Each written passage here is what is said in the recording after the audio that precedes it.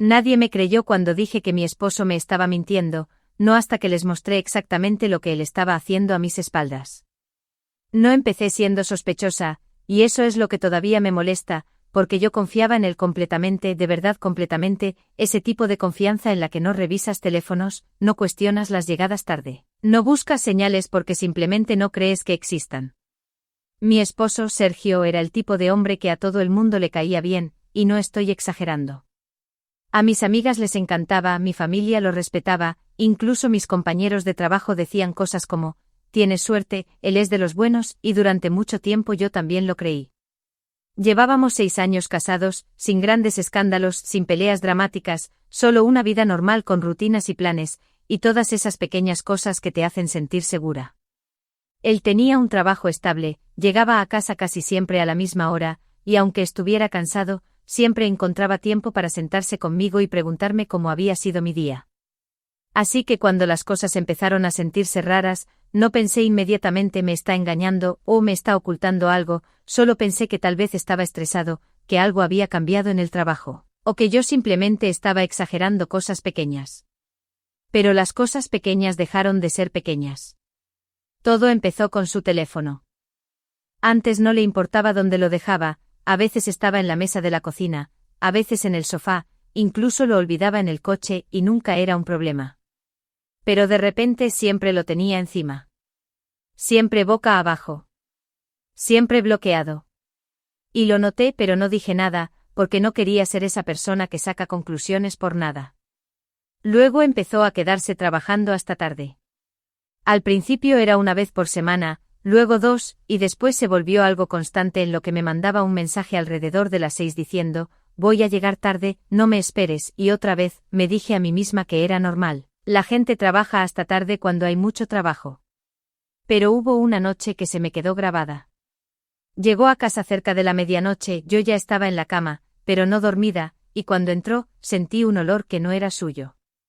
No era fuerte, solo un rastro de perfume, pero fue suficiente para que mi estómago se tensara, y recuerdo quedarme completamente quieta, fingiendo estar dormida, mientras mi mente empezaba a conectar cosas que no quería conectar. A la mañana siguiente casi le pregunto. Incluso abrí la boca en el desayuno, pero entonces él me miró, sonrió, me dio un beso en la frente como siempre y dijo, hoy quizás vuelva a llegar tarde, y yo simplemente me detuve. ¿Por qué? ¿Qué iba a decir? Hueles a otra persona. Sonaba absurdo incluso en mi propia cabeza. Así que hice lo que hace la mayoría cuando tiene miedo de la respuesta. Lo ignoré.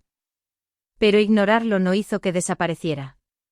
Al contrario, todo se volvió más evidente. Los mensajes que no abría delante de mí, las llamadas que contestaba en otra habitación, la forma en la que empezó a salir los fines de semana para despejar la cabeza, cosas que ya no encajaban con el hombre que yo creía conocer. Y cuando finalmente se lo conté a alguien, no obtuve la reacción que esperaba. Primero se lo conté a mi hermana. Le expliqué todo, el teléfono, las llegadas tarde, el perfume, y ella solo suspiró y dijo, estás pensando demasiado. Sergio no es así.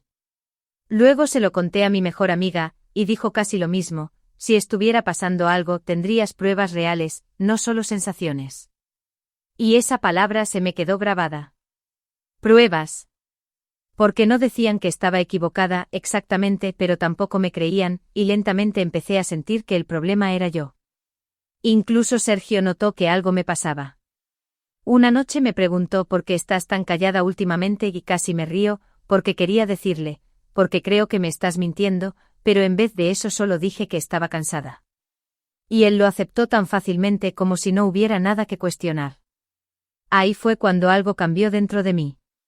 Porque si yo estaba equivocada, necesitaba saberlo con certeza. Y si tenía razón, necesitaba algo más que una sensación. Necesitaba algo que nadie pudiera discutir. Así que dejé de hacer preguntas. Y empecé a prestar atención. Una vez que tomé esa decisión, todo cambió porque en lugar de intentar convencer a los demás me enfoqué en observarlo en silencio con cuidado, como si no quisiera que notara que algo había cambiado en mí. Empecé con cosas pequeñas, como recordar exactamente las horas en las que decía que iba a llegar tarde y compararlas con cuando realmente llegaba, y al principio no parecía mucho, solo pequeños huecos, pero con los días esos huecos se convirtieron en patrones. Siempre tenía una explicación, siempre algo que sonaba normal en la superficie, pero los detalles no encajaban si los mirabas con atención. Así que una noche, cuando me dijo otra vez que iba a trabajar hasta tarde, hice algo que nunca pensé que haría. Lo seguí. Las manos me temblaban todo el tiempo y me repetía que estaba yendo demasiado lejos, que yo no era así, pero al mismo tiempo no podía parar, porque necesitaba verlo con mis propios ojos. Él no fue al trabajo. Eso fue lo primero.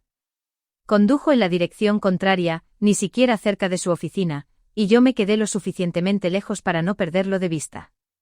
Después de unos 20 minutos, entró en el estacionamiento de un pequeño hotel en Granada. No era lujoso, pero tampoco parecía abandonado, simplemente anónimo, el tipo de lugar que nadie mira dos veces. Me quedé en el coche con el corazón golpeándome tan fuerte que apenas podía escuchar nada más, y lo vi bajarse, mirar su teléfono y luego entrar como si ya conociera ese lugar. Me quedé allí un buen rato.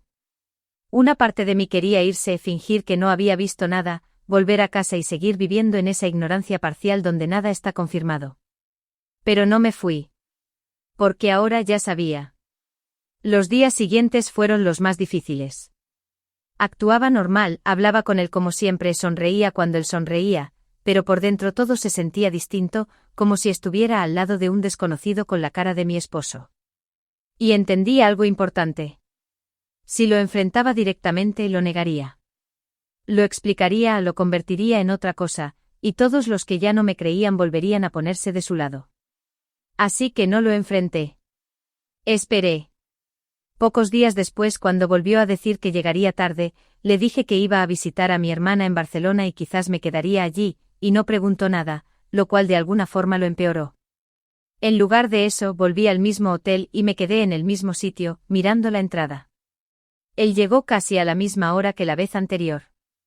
Y esta vez no me quedé en el coche. Entré.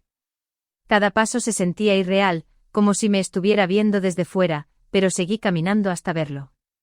Estaba cerca del ascensor con una mujer. No la conocía, pero la forma en que estaban juntos, la cercanía, la manera en que él se inclinaba al hablar, no dejaba ninguna duda. Por un segundo me quedé congelada.